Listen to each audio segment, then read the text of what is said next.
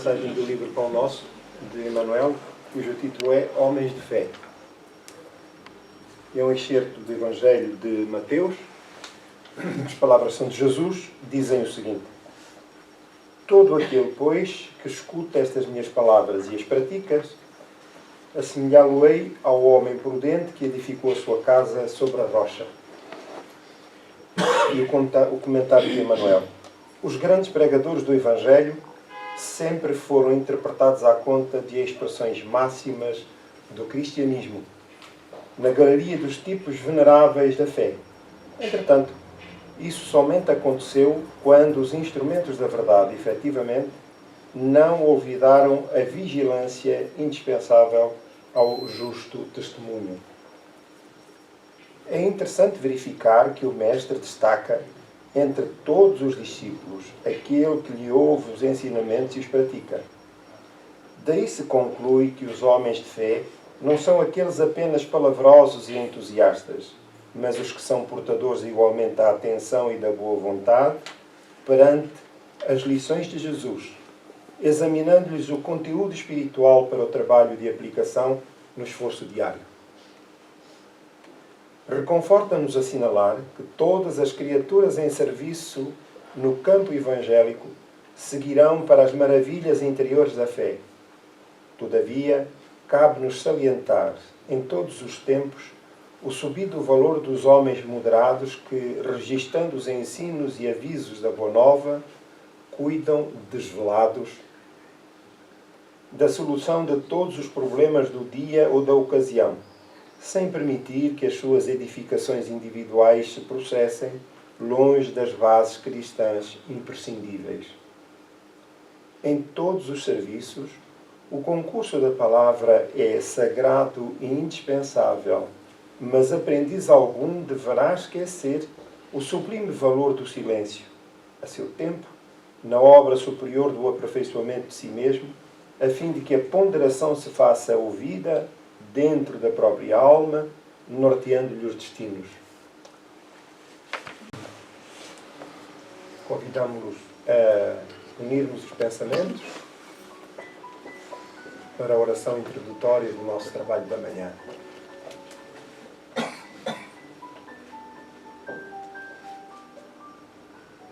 Procurando colocar no centro da nossa tela mental a figura de Jesus, o nosso mestre e amigo incomparável de todos os tempos, que nos segue os passos e desenvolve os melhores esforços no amparo que nos é necessário na tarefa da progressão espiritual a que estamos destinados. Eis-nos, pois, envolvidos pelas doces vibrações do seu amor, que neste momento inundam todo o espaço, envolvendo a cada um dos presentes nas vibrações de saúde e paz. Querido Jesus,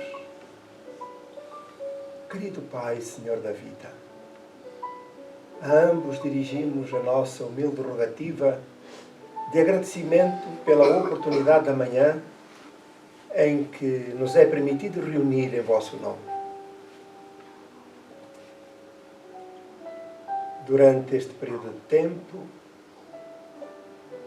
estaremos unidos nos bons propósitos que nos alimentam a alma, de procurarmos interagir, refletir, socializar, engrandecer e enriquecer o nosso património espiritual. E para isso, contribuímos individualmente para a qualidade do ambiente espiritual em que nos encontramos mergulhados, o que muito nos felicita a oportunidade. E por isso, Senhor, o nosso espírito é de gratidão. O nosso pensamento e a nossa alma rejubilam de alegria entrelaçando os melhores sentimentos. No ensejo, Senhor, rogamos-te por todos quantos sofrem nos dois planos da vida. Aqueles que nos são próximos, encarnados ou desencarnados, mas também aqueles outros que, distantes, fazem parte da família universal e toca-nos o sofrimento, as provas rudes por que têm que passar. Mestre querido, apesar das nossas limitações, oferecemos, Senhor, o melhor de nós, para que uns e outros possam beneficiar-se dos nossos melhores sentimentos, do que somos capazes de oferecer, da nossa pobreza espiritual e moral, mas que ofertamos, Senhor, com sinceridade, em espírito de solidariedade e de fraternidade para com todos. Abençoa, Senhor, os nossos propósitos e ampara todos quantos se propõem à prática do bem, pelo amor ao bem. E aqueles outros, Senhor, que ainda afrontam o progresso inevitável traçado por Deus, merecem igualmente o teu acompanhamento, Senhor, para que no momento oportuno o seu despertamento sirva de socorro, de resgate dos planos inferiores da vida. Abençoa-nos, pois, Senhor. Muito obrigado. Deste mês, o nosso trabalho de estudo está ainda concentrado no Evangelho segundo o Espiritismo. Mas antes disso, gostaríamos de recordar duas efemérides pertencentes a este mês de abril, que têm diretamente a ver com a codificação espírita. No dia 18 de abril de 1857, recordamos o lançamento da primeira edição do livro dos Espíritos, não é? 18 de abril de 1857. A de 15 de abril de 1864, 7 anos após, a primeira edição, o lançamento da primeira edição da obra O Evangelho segundo o Espiritismo, que é a obra que este mês estamos a estudar. E desta feita, no capítulo 28º, a coletânea de preces espíritas que temos vindo a realizar ao longo deste mês, e aqui no caso, pelas almas sofredoras que pedem preces. Estas foram orientações que Kardec nos deixou relativamente às dúvidas, às questões que naturalmente ainda hoje se colocam sobre como podemos orar. Não podemos deixar de ter em atenção o facto de virmos de hábitos ancestrais ligados ao catolicismo e não só, antes disso ao paganismo. Fizemos ao longo das jornadas múltiplas de reencarnações, porque passamos diversas experiências dentro dessas áreas da cultura, da religião, e chegados ao cristianismo e desta feita ao espiritismo. E encontramos no cristianismo, nas recomendações de Jesus, a oração do Pai Nosso. Exatamente porque foi ele também interpelado pelos seus apóstolos de como se deveriam dirigir ao Pai, a Deus. E ele deixa-lhes essa orientação do Pai Nosso. Entretanto, habituados que estávamos à rotina, aos preceitos, digamos que ao culto exterior e à formatação e às fórmulas organizadas para os rituais das várias doutrinas, é claro que ainda chegamos aos dias de hoje com dúvida relativamente à forma como nos devemos dirigir a Deus. E essa questão foi colocada também a Kardec, daí a razão de Kardec ter introduzido no Evangelho segundo o Espiritismo este capítulo reservado às preces como uma orientação. Mas significa que não estamos cingidos, isto é, vinculados, porque não se trata de uma fórmula, de um dogma, mas antes de uma orientação. Então, aquilo que é fundamental é que cada um de nós possa entender que fazemos parte do Criador, o Criador faz parte de nós, então nós estamos em permanente interação e ligação com Deus, logo os nossos pensamentos, os nossos sentimentos fluem não só em redor de nós, mas expandem-se pelo espaço e encontram sintonia nos espíritos mais elevados ou nos espíritos menos elevados. Então, a oração é uma conversa com Deus, em que deixamos transparecer aquilo que é o melhor de nós. Lealdade, sinceridade, verdade. Portanto, para que possamos, de facto, estabelecer a sintonia com as forças superiores da vida, que em nome de Deus e em nome de Jesus trabalham para nos auxiliar. É claro que nós podemos orar a Deus, podemos orar a Jesus, podemos orar até aos nossos guias espirituais, porque são mensageiros incumbidos e missionários a quem lhes foi otorgado o papel, o trabalho de nos ampararem ao longo da nossa jornada. Inspirarem-nos, intermediarem os nossos pedidos, os nossos anseios, junto daqueles que lhes são ainda hierarquicamente superiores no mundo espiritual.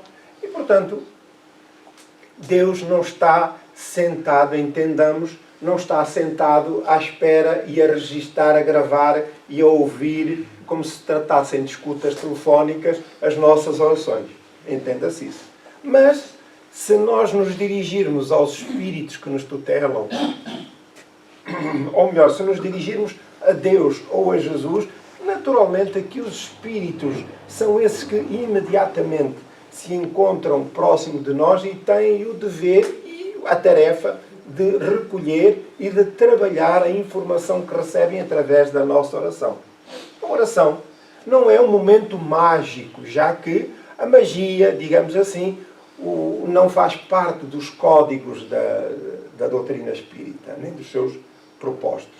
Ora, aquilo que se trata tão somente é de fazer externar o melhor de nós, os nossos sentimentos, os nossos pensamentos.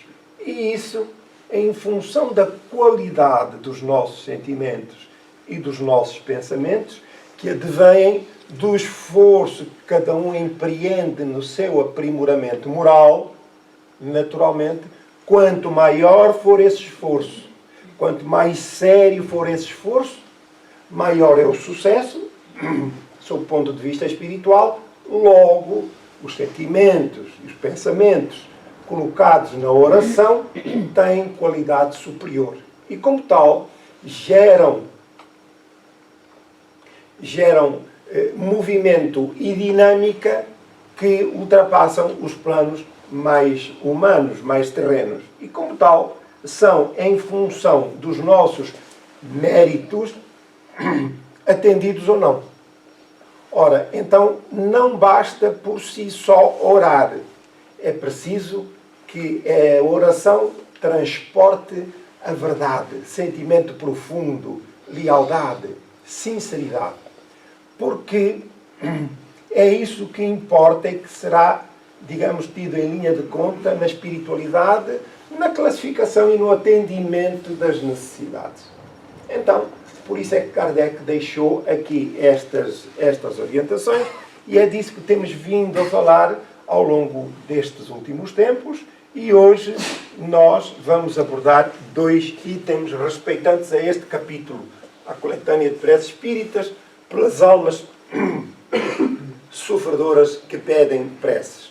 Então, reparemos que não há qualquer exceção aqui. Kardec coloca tão somente esta informação e esta orientação, que as preces são destinadas, essencialmente, não quer dizer que nós não façamos uma prece por alguém ou por uma alma que esteja, que reconheçamos ser espiritualmente elevada. Podemos fazê-lo. Mas aqui no caso em concreto, aqueles que mais precisam são os que sofrem. Então, ele põe aqui pelas almas sofredoras. E não diz que é por estas, por aquelas ou por outras. Pelas almas sofredoras, inclusive por nós mesmos. Inclusive é por nós mesmos.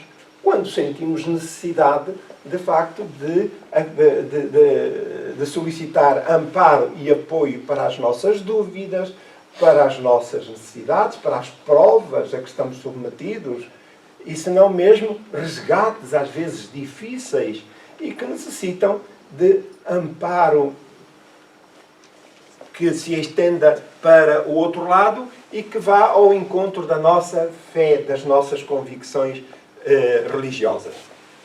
Então, aqui hoje vamos tratar de 2 itens. Este primeiro sobre um criminoso e o segundo sobre um suicida. Então, no item 69, no prefácio, por um criminoso, diz Kardec, se a eficácia das preces fosse proporcional à extensão delas, as mais longas deveriam ficar reservadas para os mais culpados, porque são-lhes mais necessárias do que àqueles que viveram santamente. Portanto, é fácil perceber que, de facto, são os que se encontram em maior dificuldade. E nós, apesar das nossas dores, das nossas dificuldades, reconhecemos com relativa facilidade que há quem esteja ainda em muito piores circunstâncias do que nós. Então, para o cristão, e no caso em concreto para o espírita minimamente esclarecido, essa doação deve, de facto, preocupar-nos. A dor alheia e sermos solidários, se não presencialmente, mas pelo menos à distância, podemos fazê-lo através da oração. Então, é para aqueles que mais sofrem que devem ser as nossas preocupações. E aqui no caso Kardec fala desta, que é por um criminoso. Recusá-las aos criminosos é faltar com a caridade e desconhecer a misericórdia de Deus. Julgá-las inúteis quando um homem haja praticado tal ou qual erro fora pré-julgar a justiça do Altíssimo. É muito interessante esta colocação de Kardec, que diz recusá-las. Qual é a nossa primeira tentativa, salvo honrosas exceções, na apreciação dos factos da vida? Todos nós tomamos logo a toga de juiz para julgar qualquer caso de acordo com os nossos conceitos. Então, casos há, é muito interessante, em que, por mais evidentes que sejam as provas, os factos do erro, nós reagimos em concordância com os nossos interesses. Se essa pessoa é das nossas relações, nós somos brandos na apreciação. Se essa pessoa não nos diz nada, ou pelo contrário, é alguém que mantemos algum litígio, alguma indiferença ou afastamento, o nosso sentimento de justiça é mais brando. Eu pensei que fosse mais brando. Então, é mais incisivo. Ora, isto significa que o conceito de justiça que nós temos não é real. Está a servir os nossos interesses imediatos. Ora, é por isso que Kardec aqui coloca esta questão. Recusá-las aos criminosos. E o que é que nos assalta à mente? Um malfeitor. Ele agora há de passá-las, que ele vai ver com quantas varas faz uma canoa. Deixa-o andar. E nós somos cristãos e, no caso, espíritas, que nos devemos condoer com a dor alheia, mas fala mais alto o nosso caráter assintoso, isto é, de justiceiro. Eu sou muito pacífico, mas se me fazem qualquer coisa, ninguém me segura. Então quer dizer que vivemos de aparências. E no caso dos julgamentos, da apreciação dos factos, ele é também distorcido porque está em função dos nossos interesses. Não só materiais, mas também afetivos. Ora, para nós, espíritas cristãos, temos que estar acima disso. Temos que ser isentos verdadeiramente, mas a isenção, acima de tudo, não passa da necessidade do julgamento da criatura. A nossa função na vida não é essa. Para nós, salvo aqueles que têm, naturalmente, a responsabilidade e o compromisso que a lei humana confere de exercer a profissão de juiz.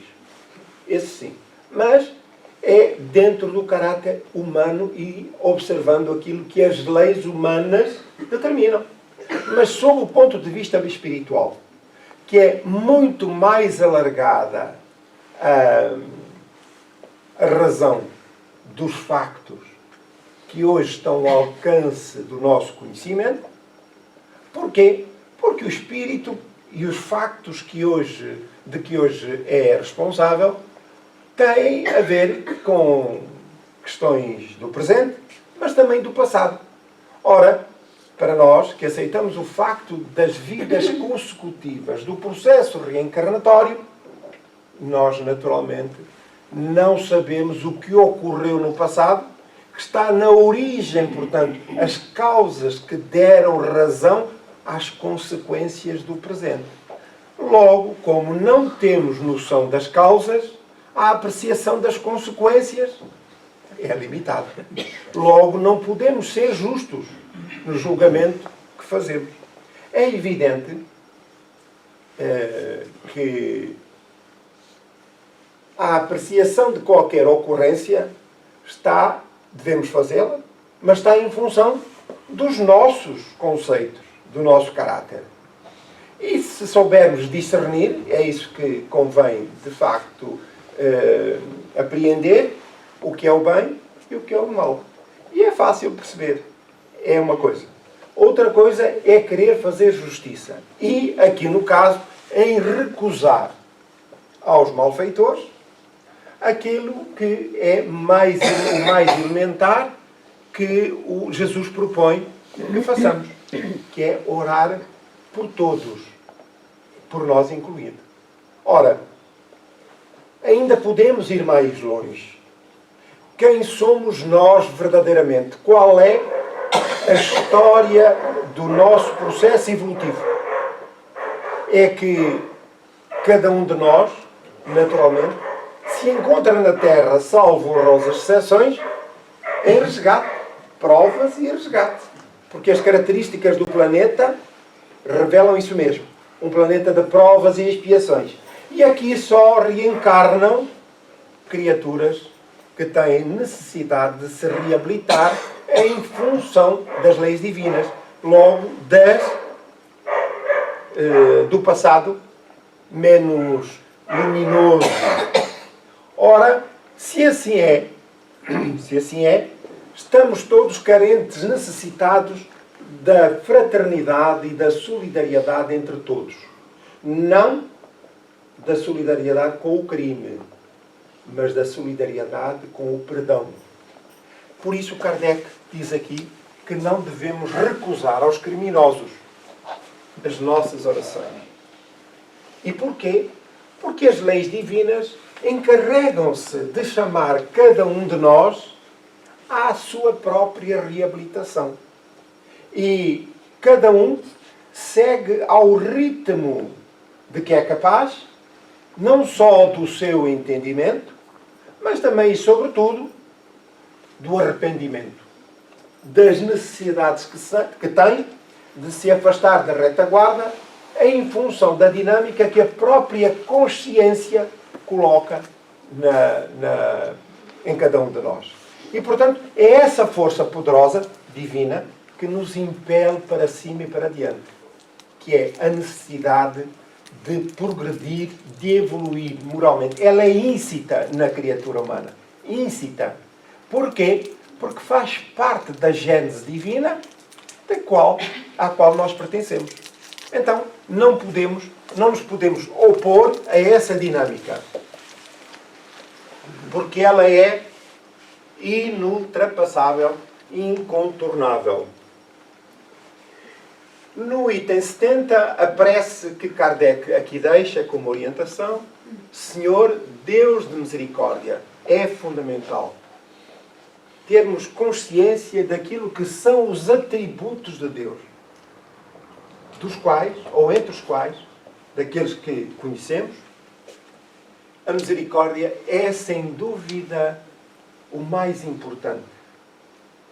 Nesta era, neste período em que atravessamos, nós, espíritas, e a proposta dos espíritos é repor a verdade distorcida ao longo de milénios e, sobretudo, após a passagem de Jesus pela Terra, que veio restabelecer tudo quanto havia sido distorcido, mas os seus esforços foram relativamente inglórios, porque a humanidade, aqueles que chamaram a si o poder, procuraram acomodar as verdades às suas necessidades, às suas limitações, aos seus problemas de consciência.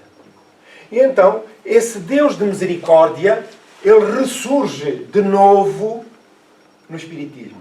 Porque até aqui, até Kardec, Deus era vingativo, um tirano.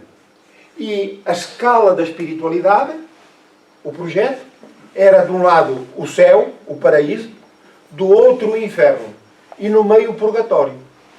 Ora, aqueles que tinham, uns pecados pequeninos, iam para o purgatório para suarem um pouco, para destilarem. E que depois dessa destilação passavam para o céu, para o paraíso. Mas os que caíam no inferno, porque o inferno é eterno, ou assim diziam, estavam irremediavelmente perdidos. Então ninguém queria ir para o inferno. Quem é que quer ir para lá? Ninguém. É verdade. E, veja-se, pasme-se, compravam-se indulgências para fugir do inferno. Quer dizer, é para percebermos a distorção e para compreendermos melhor a necessidade da profundidade desta palavra, que é misericórdia, e da sua importância para a revivescência do amor e do arrependimento. Ora, pagavam-se indulgências para fugir do inferno. E quem é que permitia isso? Os homens. Que criaram essa estrutura, e assim podiam-se cometer crimes, e os abastados, quem tinha dinheiro, pagava. Quem não tinha, os pobres estão sempre mal. Os pobres estão sempre mal.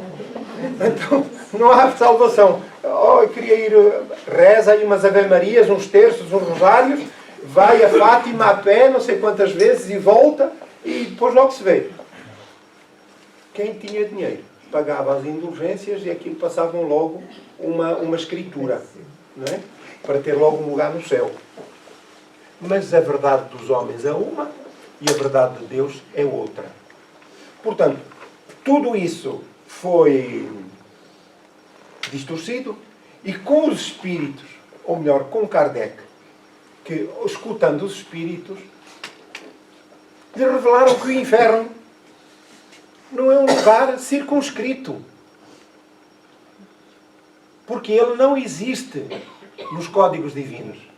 O que existe são espíritos perturbados que se unem, atraindo-se pelos seus pendores. Como para o paraíso assim é. Onde quer que esteja um espírito perturbado, aí está o inferno. Mas, pasme-se, diziam os espíritos, ou dizem os espíritos, que qualquer criatura que se arrependesse das suas faltas seria socorrido e transferido resgatado do inferno. Qual é o principal inferno que se vive? É o da consciência. Não é do sítio onde vivemos. É o da consciência. E durante milénios nós fomos acreditando que o inferno era material. Era uma zona circunscrita, cheio de labaredas, e onde nos punham ali a torrar, a cozer em lumbrando, porque nós somos rijos, maldosos, e então era ali que ficávamos eternamente.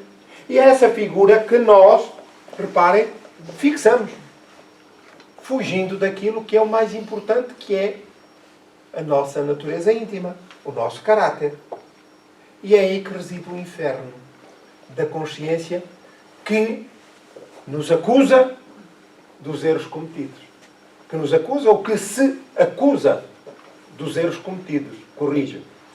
Ora, nós temos aqui então alguém que está a necessitar de amparo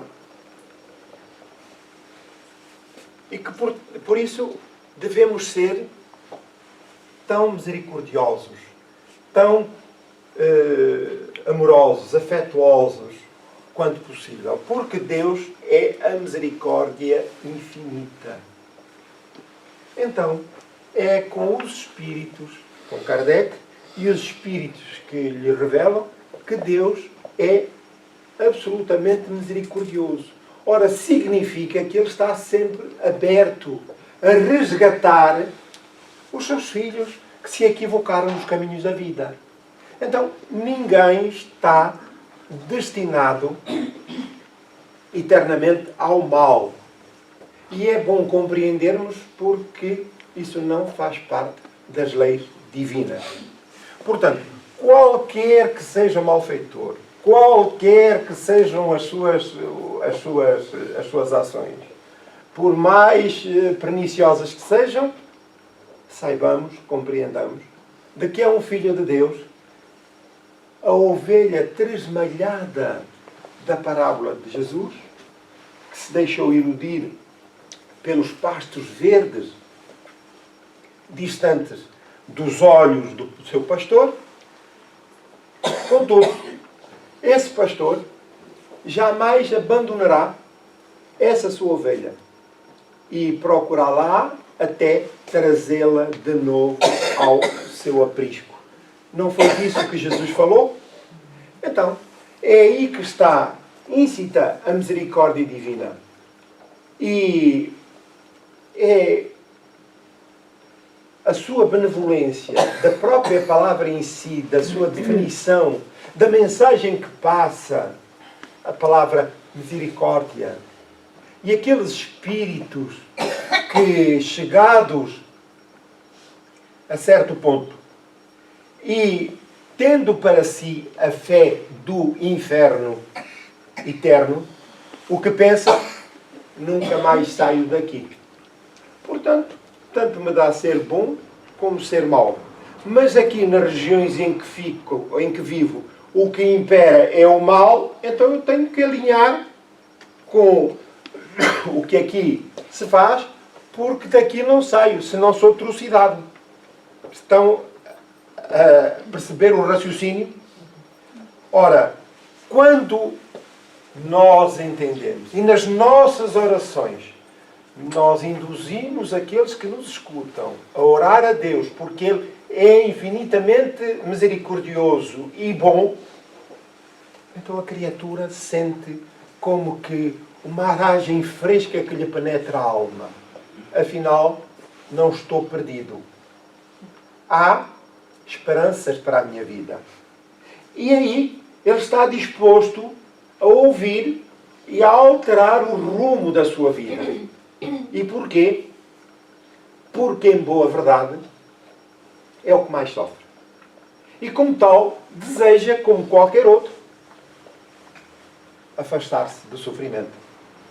E, por isso, nós devemos entender este atributo de Deus como estrutural no nosso pensamento, na nossa fé. Misericordioso em grau absoluto. É claro que cada um de nós está sujeito às leis divinas, que reclama o ressarcimento, a reabilitação dos faltosos. Mas não é Deus que castiga, porque Deus não castiga. Porque se Deus é absolutamente misericordioso e bom, Ele não castiga. Porque, admitindo essa possibilidade para nós espíritas, retornamos ao passado, àquilo que eram as nossas convicções passadas. Estamos a entender? Portanto, Deus não castiga. Então, porquê é que nós sofremos? Porque somos nós que reclamamos o direito à nossa reabilitação. Porquê? Porque a consciência, que é transparente e cristalina, não mente. Nós, muitas das vezes, reconhecemos o erro, mas não queremos, por fraqueza moral, não os queremos enfrentar. E cá dentro temos ali um armário com uma série de gavetas e há uma que diz arquivo morto. E é lá que nós queremos meter todos esses problemas, no arquivo morto. Mas ele não é tão morto como isso. E então vivemos com a questão adormecida na consciência, no inconsciente profundo. Mas é certo e sabido que, dissemos no início da nossa intervenção, que a evolução é incontornável. E, portanto, se não é hoje, é amanhã, se não é amanhã, é daqui a 100 anos, daqui a 1000 anos, nós vamos ter que nos confrontarmos com as nossas debilidades morais. Porque precisamos de estar em paz e em concordância, em equilíbrio e perfeitamente integrados naquilo que é a dinâmica da vida. Isto é, afastar-nos da retaguarda e caminharmos para diante. Ora, só o fazemos assim, sujeitos ao programa de reabilitação. Então, é a nossa consciência que, na avaliação que faz das ações cometidas, repare-se, agora sim, agora nós temos um juiz, aqui dentro do tribunal, e o juiz, que é a nossa consciência, que não mente. E aí nós damos conta da dimensão dos nossos erros. E aquilo afeta-nos de tal forma que o nosso primeiro impulso é o que posso fazer para reparar os meus erros. E é aí que surgem os apoios, as orientações que os bons espíritos que nos seguem nos facultam. E então a criatura vai se submeter a uma avaliação mais profunda, ele próprio, se está em condições disso, para estabelecer um programa de vida para a reencarnação seguinte. Aquilo que for mais necessário no imediato para o seu reequilíbrio. Então nós voltamos ao corpo físico, submetidos a uma série de circunstâncias que foram determinadas por nós, tendo em atenção aquilo que foi a leitura do passado. Ora, estamos então na vida como herdeiros de nós mesmos, do passado. E por isso, nós podemos solicitar a Deus misericórdia, amparo, auxílio, inspiração para o ressarcimento dos nossos débitos. E então, os programas que são a nossa vida dizem respeito às nossas escolhas. Deus surge-nos, então, como o benfeitor. Como Simeão a Jesus no caminho para o Gólgota, que o auxiliou a suportar a cruz. É esse o seu papel. Porque cada um de nós tem que trilhar o próprio caminho. Então, seja ele qual for, temos que o fazer. Deus permanece como o anjo benfeitor que nos auxilia e movimenta tudo quanto é necessário para que aquele seu filho possa sair vitorioso das experiências por que passa. Então, nas orações, aqui diz Kardec, a justiça dos homens castigou, mas não o isentou da tua, se o remorso não lhe penetrou o coração. Então, nós podemos, de facto, estar sujeitos à legislação humana, à justiça humana, ou não, mas podemos, mas isso não nos isenta das consequências, porque a verdadeira tragédia não é a ação em si, são as consequências. Porquê? Porque a ação pode ser uma atitude breve, relativamente breve, que causou danos de qualquer natureza, mas as consequências podem durar reencarnações sucessivas para a nossa reabilitação. E o impacto dessa ação na nossa consciência pode perdurar durante N tempo. É por isso que Jesus recomendava: orai e vigiai para não cairdes em tentação. Uma ação preventiva que nos permite avaliar preventivamente qualquer intento, por forma a resguardar-nos das suas consequências. Então, este é o passo importante. O remorso não lhe penetrou o coração. É o arrependimento das faltas cometidas. Tira-lhe a venda dos olhos que oculta a gravidade das suas faltas. Aquilo de que há pouco falamos. Evitamos encontrar o problema de frente. Pelas mais diversas razões. E, portanto, evitamos, de fundo, aquilo que são as acusações da própria consciência. Hibernamos o problema. Hibernamos, ou fazemos-lo hibernar. Possa o seu arrependimento merecer o teu acolhimento benévolo e abrandar o sofrimento da sua alma. Portanto, todo o apoio, o amparo, a orientação é no sentido de levar a criatura a conhecer o próprio facto em si, com isenção, por forma a que ele abra a alma para o arrependimento. E a criatura, só depois do arrependimento, o reconhecimento da falta, o arrependimento, e a reparação, são os passos necessários para a criatura se reabilitar. Porquê? Porque nós podemos, de facto, estar defronte de um problema, causamos um problema a alguém, esse alguém perdoou-nos, já não tem qualquer ligação inamistosa connosco, mas nós somos devedores para com a lei de Deus, para com a lei da vida. Já que estamos inseridos no meio,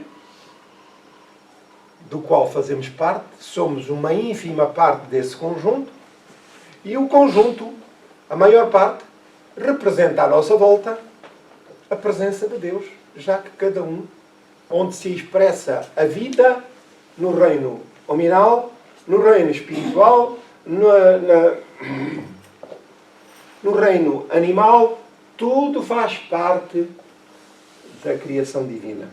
E, portanto, os nossos erros podem não só dirigir-se ou estar ligados a uma outra criatura, propriamente dita um ser humano, mas um animal, maus tratos, ao meio ambiente, por maus tratos, e, portanto, desvaloriza tudo quanto está à sua volta e agride a seu belo prazer. Portanto, a criatura fere as leis divinas e tem que se reabilitar. Tem que se reabilitar. Ora, essa reabilitação, como já dissemos anteriormente, pode durar anos. Portanto, o arrependimento é fundamental e a nossa rogativa vai auxiliar, tanto quanto possível, o faltoso a compreender as suas necessidades. Possam também as nossas preces e a intercessão dos bons espíritos levar-lhe esperança e consolação. Então, mas porquê é que os bons espíritos também não atuam de imediato? Estão dependentes da nossa vontade. Se eu não me quero, de momento, reintegrar, reabilitar sob o ponto de vista moral ou espiritual, eles respeitam. Ah, mas isso ele vai sofrer muito. Pois vai. Qual é a outra saída? Ninguém é forçado a nada. E ninguém o vai fazer sofrer. Ninguém o vai fazer sofrer. Aquilo que o faz sofrer é a perturbação da consciência, a perturbação espiritual. Que depois dinamiza à sua volta toda uma série de circunstâncias em que ele se vê envolvido, mas é vítima de quem? Dele mesmo. É vítima dele mesmo. Até que um dia ele vai rolando, vai rolando, vai rolando, vai rolando, até que um dia cansa-se de sofrer.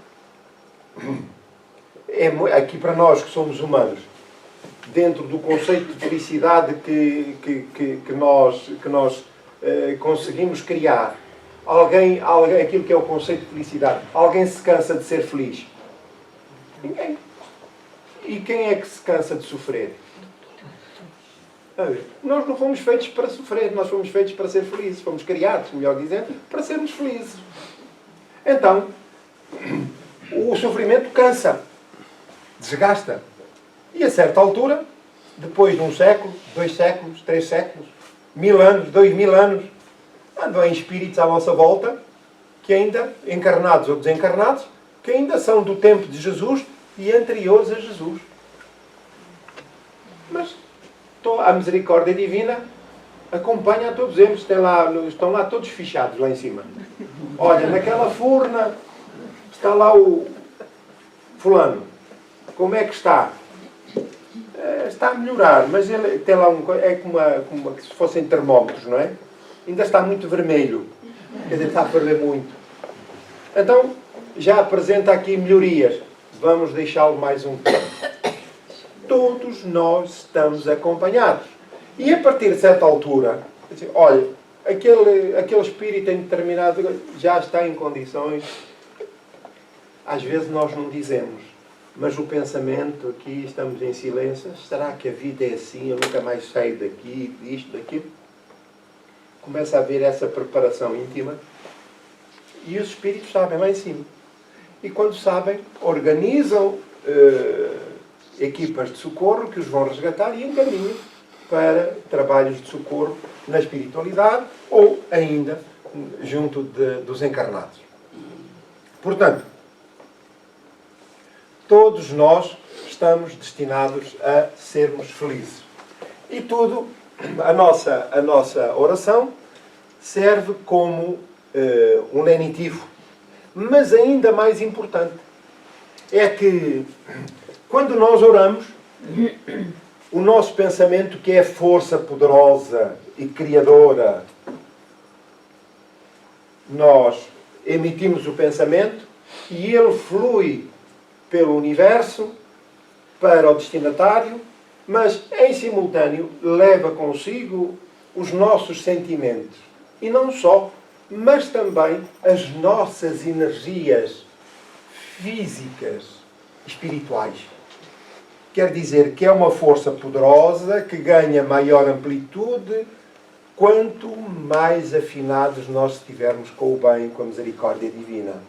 E então, essa força que se desloca pelo fluido cósmico universal, que funciona, que existe por todo o universo e funciona como uma autoestrada do pensamento, aí está a fluir os nossos pensamentos em direção ao destinatário, que vai beneficiar não só mentalmente, como também organicamente.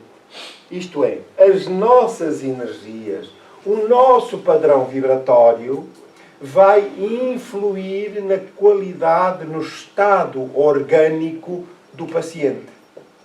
Então, daí a importância da oração. E mais, olha, que é uma coisa que me preocupa muito, é gratuita. Não precisamos de pagar nada. Nem créditos, nem débitos, nem nada. Gratuita. Aquilo que se pede só é benevolência, generosidade, amor ao próximo. É fundamental. Alguma dúvida? Pergunto. Estamos esclarecidos? Então vamos adiante. Inspira-lhe ainda o desejo de reparar as suas más ações numa nova existência e dar-lhe força para não sucumbir nas novas lutas em que se empenhar. Portanto, já estamos esclarecidos que ele vai ter que reencarnar, vai ter que se submeter a um programa de reabilitação e lá chegará. E depois temos o suicida. Os suicidas é o suicídio, a falta mais grave que se possa cometer diante das leis divinas. Mas, apesar disso, não deve ser, tal como no caso anterior, não deve ter para nós qualquer influência preconceituosa, qualquer dogma, qualquer receio. Desde os tempos imemoriais, isso está íncito na criatura, que é um atentado. O direito à vida é inalienável, seja para nós, para os outros, para tudo quanto vive à nossa volta. O direito à vida é inalienável, o que significa que qualquer atentado será sempre punido pela própria consciência, que depois vai reclamar a sua reabilitação. Entenda-se? Em concordância com aquilo que é o resultado das nossas intenções. Em qualquer destes casos, o espírito é sempre, vamos utilizar uma expressão mundana, pedimos licença, mas para percebermos melhor, o criminoso volta sempre ao local do crime. O que significa que o espírito vai se defrontar numa reencarnação seguinte com circunstâncias semelhantes àquelas que lhe motivaram o fracasso numa reencarnação anterior. Estamos a compreender? Compreendemos? Confrontamos com circunstâncias semelhantes que nos levaram ao fracasso numa reencarnação anterior, seja ela qual for. Ora, significa que eu poderei estar numa reencarnação seguinte diante daquilo que foi o meu adversário na vida anterior, que me tirou a vida e que eu agora quero vingar-me inconscientemente. E no impulso, sem qualquer ação preventiva, tiro-lhe a vida. Muito bem. A esse ou ao outro. A esse ou ao outro. Ora, ele estará em circunstâncias a agravar o seu quadro, os seus débitos à vida, e em circunstâncias posteriores estará em piores circunstâncias. A programação da sua reencarnação será ainda muito mais dolorosa. Porquê? Porque não soube escusar-se à tentativa do mesmo erro. Quer dizer, não teve em linha de conta o direito à vida que todos nós temos. No caso dos suicidas, é exatamente a mesma coisa. Quer dizer, o suicida volta-se contra si próprio, pelas mais diversas razões, que não cabem no contexto, porque não temos dimensão, não temos conhecimento e dimensão espiritual para isso, mas, pelas mais diversas razões, volta-se contra si próprio.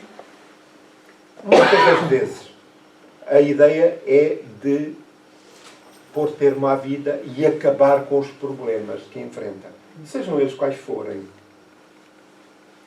E, como já dissemos anteriormente, o problema não está no ato em si, está nas consequências que gerou. E essas consequências podem se estender por N reencarnações. Contudo, desde os tempos imemoriais, e ainda nos dias de hoje, o suicida é um pária dentro das religiões e ainda em muitas culturas. Porque se criou o dogma, o preconceito de ser uma desonra para a família. E por estar em contradição com as leis divinas, então não merece misericórdia. Ora, é aí que as doutrinas ancestrais vão ao encontro do princípio do Deus tirano. Ora, então, Deus não admite não salva os suicidas porque é tido como um cobarde e violador dos preceitos mais elevados e nobres da vida. Ora, então se nós somos cristãos, como é que não podemos, ou como é que devemos agir em conformidade com esses princípios, esses preceitos? Voltamos lá atrás ao Deus de misericórdia.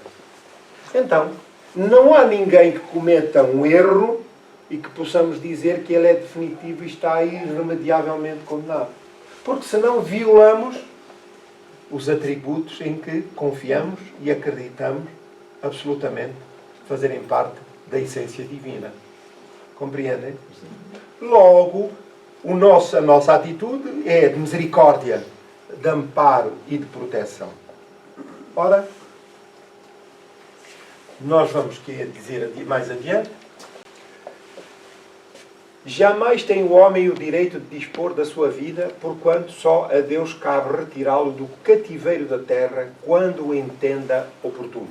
Do cativeiro, entenda-se aqui, da obrigatoriedade que temos, porque apesar das dores, do resgate, das dificuldades, a reencarnação é uma bênção, porque o espírito está a evoluir. É evidente que nós não gostamos. Nós queríamos uma vida cor-de-rosa, de princípio a fim. Sempre sol, sem chuva, mar, chão, areia branca, sumos frescos, por aí adiante, não é verdade? Eu até nem de gaivotas, o pio das gaivotas queria ouvir na praia. Nem o pio das gaivotas, só quero silêncio absoluto. Mas Deus não entendeu assim. Deus não entendeu assim. E como tal, nós vamos aprender e a integrar-nos naquilo que é de facto a criação divina. Ora, essas dificuldades, porque nós passamos, os espíritos disseram a Kardec que se eu olhar para aquilo que são os meus pendores, eu já sei de onde é que vem o problema lá atrás. Para quem tem a oportunidade, como nós, de fazermos parte de um trabalho de assistência espiritual, às vezes caímos na tentação de estar a dar lições de moral aos outros, aos espíritos que se manifestam. Porquê? Temos a ideia que já somos santos e que os outros são os criminosos. E então estamos a falar com eles e a dar-lhes, fala disto, fala daquilo, fala daquilo outro. E, no caso, a organização tenebrosa a que pertenciam os espíritos, o espírito, o outro, um mais pacato, aceitou as recomendações. Mas vem outro e diz assim: tu não te armes em sabichão. Ao qual peço licença para a palavra, porque tu ainda há pouco tempo fazias parte aqui da nossa organização e não estás livre de voltar para cá. Então nós não estamos tão lá para a frente quando pensamos, mas estamos tão próximo ainda, muito próximo daqui da retaguarda. Então muita vigilância, muito cuidado. E são os próprios espíritos, reparem, que nos vêm pôr no lugar. Derrotear-nos agora em santo, porque ainda há pouco tempo estavas aqui, fazias parte da nossa organização.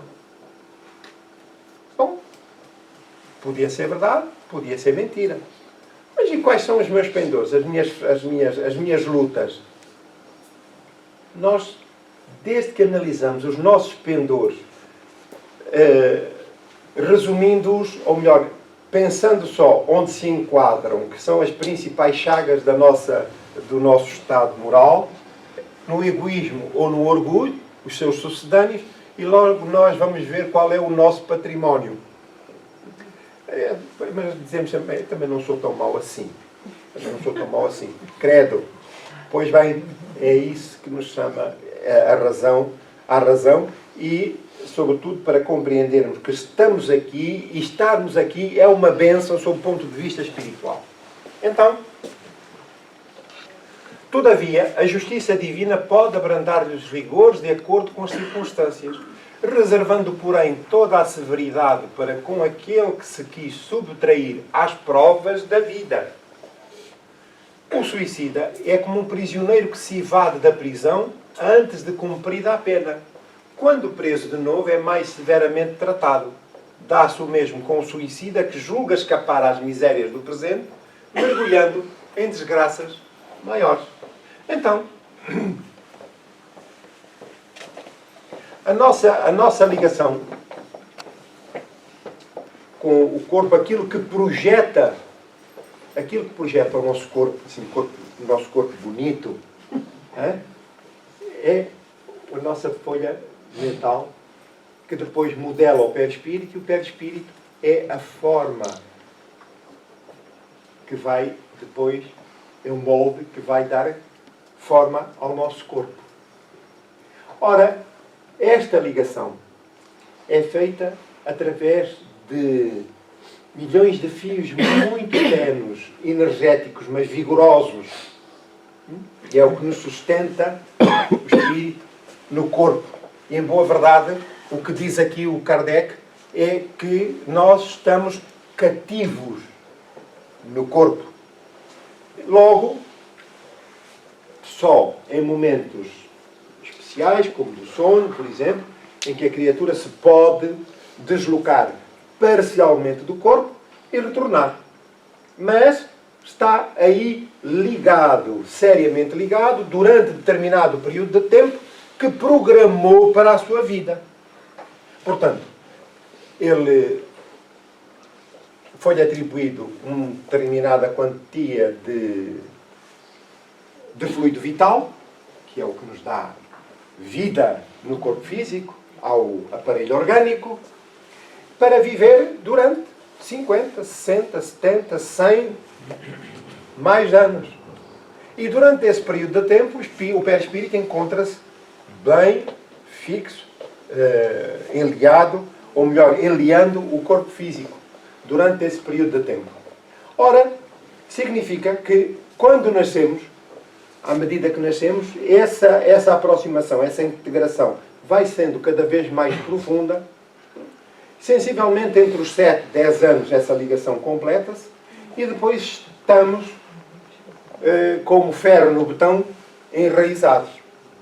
Ora, significa que passamos a perder vitalidade a caminho da morte, que vai durar não sei quanto tempo.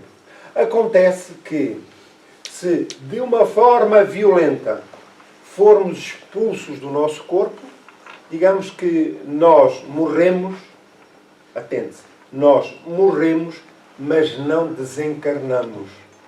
E porquê? Pelo facto de o espírito se ter retirado do corpo, esse desligamento é abrupto, violento, mas não se completa. E não se completa pela força da vitalidade e, sobretudo, mental, em que o espírito se recusa a abandonar o corpo pelas mais variadas razões. Mas continuam esses fluidos ainda ligados como se fossem cordas vigorosas e que aos poucos, com a desvitalização orgânica, o desgaste orgânico, o consumo do fluido vital, esses laços vão se desfazendo paulatinamente.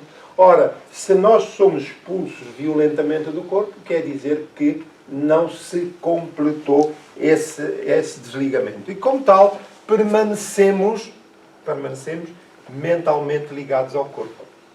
Ora, isso acarreta uma série de circunstâncias. No caso dos suicidas, são processos muito dolorosos. Mas não só os suicidas. Falamos primeiro no caso, por exemplo, de um homicídio. A vítima, se for rancorosa e vingativa, está nas mesmas circunstâncias. Porquê? Porque o problema está na mente e não no corpo. Compreendem? Se a criatura enfrentar o problema de forma tranquila, sem perturbação de maior, o desligamento ocorre. No caso de um homicídio. No caso do suicídio, depende das circunstâncias. Depende das circunstâncias. E elas são muito variáveis.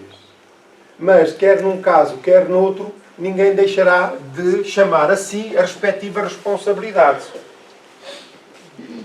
E depois Kardec adiante termina com uma prece. Sabemos, ó meu Deus, qual o destino que aguarda os que violam a tua lei, abreviando voluntariamente os seus dias. mas também sabemos que infinita é a tua misericórdia. Digna-te, pois, em estendê-la sobre a alma por quem intercedemos. Possam as nossas preces e a tua compaixão abrandar a severidade dos sofrimentos que ele experimenta, por não haver tido a coragem de aguardar o fim das suas provas. Bons espíritos. Agora, dirige-se aos espíritos, diretamente os guias do suicida, que têm por missão assistir os desgraçados. Tomai-o sob a vossa proteção, inspirai-lhe o pesar da falta cometida, que a vossa assistência lhe dê forças para suportar com mais resignação as novas provas a que se submeterá a fim de repará-la. Afastai dele os maus espíritos capazes de o impelirem novamente para o mal e prolongar-lhe os sofrimentos, fazendo perder o fruto das suas futuras provas. A ti, querido irmão, agora dirige-se ao próprio suicida no sentido de lhe levar uma palavra de conforto. Cujos infortúnios motivam as nossas preces, dirigimos-nos também para te exprimir o desejo de que a nossa compaixão te diminua o amargor que vives e faça-te nascer no íntimo a esperança de um futuro melhor que se encontra nas tuas mãos. Confia na bondade de Deus, cujo seio se abre a todos os arrependimentos e só se conserva fechado aos corações endurecidos. Portanto, ninguém está definitivamente arredado da misericórdia divina, do seu amor, porque ele é, de facto, o principal interessado na nossa reabilitação e na ascensão espiritual. Temos uma lição extraordinária com Jesus. No momento em que foi submetido ao julgamento, salvo seja, mas ao sacrifício final da sua existência na Terra, quando submetido à tirania, à estultúcia de Pilatos e dos demais, mas sobretudo há ali duas figuras fundamentais em torno dele. A primeira, o seu apóstolo, um dos seus apóstolos queridos, Judas Iscariotes, que era já uma criatura, enfim, bastante culta para a época e que se juntou a Jesus na tentativa porque via em Jesus o líder político aguardado para salvar, para resgatar o povo judeu do jugo romano. E essa foi sempre o seu desejo e aquilo que lhe alimentou, a fantasia que lhe alimentou a própria jornada nos finais dos tempos. E foi o que o levou a acreditar, veja-se, ele era apóstolo, partilhava com Jesus o espaço e o tempo durante N tempo, dias sucessivos, horas, escutando-lhe a palavra, mas isso pouco lhe penetrou a alma. O seu desejo era libertar, no fundo era um projeto político e não um projeto moral, um projeto espiritual. Não compreendeu de facto a dimensão do Cristo. E como tal, entregou, foi atraiçoado por aqueles em quem depositou confiança, que, julgando uma ação espetacular com a sua prisão, iria permitir a reunião de soldados, de voluntários, que se opusessem ao regimento romano e que pudessem libertar a pátria da tirania de Roma. E quando deu conta dessa traição, por ocorrências que não cabem agora no contexto, suicidou-se. Jesus, no caso dele, de Judas, mas também de Pilatos. Pilatos foi chamado a julgar por imposição dos doutores da lei, que se encontravam com ele mancomunados em negócios escuros que ocorriam pela calada da noite e fora do alcance dos olhos do cidadão comum, mas essa relação mantinha-se e os doutores da lei tinham ascendência, digamos assim, sobre Pilatos, que o obrigaram a toda aquela encenação, aquela teatralidade e levando à crucificação. Nesse caso, nesse preciso momento, não só Pilatos, que reconheceu que ele não tinha qualquer culpa, não lhe reconhecia qualquer culpa, mas ele não conseguiu evitar colocá-lo na cruz, mandá-lo para a crucificação. Estava aí presente também Públio Lentulus, Emanuel, de quem nós lemos estas mensagens, exatamente o mesmo espírito, que já havia sido beneficiado por Jesus, contudo, não lhe reconheceu a sua grandeza e não interviu, já que tinha poderes políticos para isso, para evitar a crucificação. Mas a grande preocupação de Jesus, é este o ponto, foi solicitar aos espíritos desencarnados que o acompanhavam nesse momento que procurassem socorrer Judas, que se encontrava profundamente arrependido pelas circunstâncias ocorridas, pelo logro em que tinha caído, pela traição cometida contra o seu amado mestre. E, no caso de Pilatos, ainda em vida também, pede a um elemento da sua do colégio apostolar, não dos apóstolos diretos, mas um que vem a posteriori a juntar-se aos apóstolos, Zacarias de seu nome, para que seguisse os passos de Pilatos e pudesse ajudá-lo na sua reabilitação. Por que razão? A missão de Jesus fica completa absolutamente. Ele dá o exemplo da superação dos problemas que não lhe afetaram pela grandeza, pela visão que tinha da vida, que, portanto, todo aquele sacrifício estava, digamos assim, em linha com a cultura dominante. E, portanto, ele não se furtou, não reclamou, submeteu-se humildemente à vontade humana, mas, é aqui o ponto, o perdão. O perdão. E o perdão só está completo quando nós não desistimos dos nossos algozes. Portanto, compete-nos neste exemplo de Jesus, que até ao fim, e porque sabia que a consciência dos envolvidos acusá-los-ia do problema, ele não se furtou a reclamar, a pedir o acompanhamento dessas criaturas. Portanto, fica todo este quadro completo do perdão e do amor que Jesus volta não só aos criminosos, mas também aos suicidas. Ora, então, compete-nos aqui, como nota final, lembrar o seguinte: a nossa visão dos factos é uma visão muito afunilada e desconhecemos a grandeza do problema em si. E, como tal, devemos evitar julgamentos, mas antes dispor-nos a auxiliar com as nossas orações os nossos melhores sentimentos.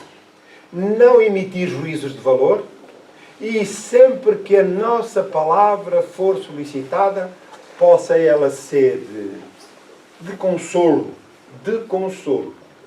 porque nem sempre somos capazes de esclarecer convenientemente, tendo em atenção a nossa visão dos factos.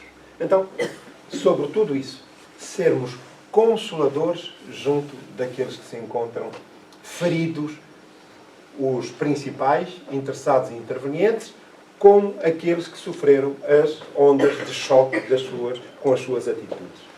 Estamos no fim da nossa tarefa de hoje. Há alguma dúvida que tenha ficado sobre o tema?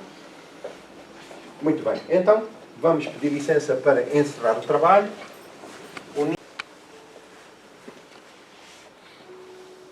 Unidos a Jesus, neste momento tão particular, em que as nossas almas se desdobram em prece de agradecimento, de gratidão a Deus, nosso Pai, pela criação da vida. Os nossos sentimentos entrelaçados pela nossa vontade, o nosso desejo sincero de auxílio àqueles que sofrem e aqui, no caso presente, aos homicidas, aos suicidas. Que a nossa oração sirva para o envolvimento das dores por que passam. Entretanto, lembramos aos sofridos que Deus é a infinita e absoluta misericórdia e que permanece receptivo às nossas rogativas, ao nosso desejo sincero de reabilitação, o arrependimento e a vontade de retomarmos a marcha do progresso a que estamos destinados é ponto crucial. Deus jamais nos abandona e mantém-se ativo permanentemente em socorro dos seus amados filhos. Que a tua paz e que o teu amor, Senhor, possa estender-se àqueles que são fonte da nossa preocupação, mais próximos ou distantes, familiares ou não, encarnados ou desencarnados, são irmãos nossos a quem dedicamos o melhor de nós. Ampara-nos, Senhor, com o teu amor, com a tua misericórdia,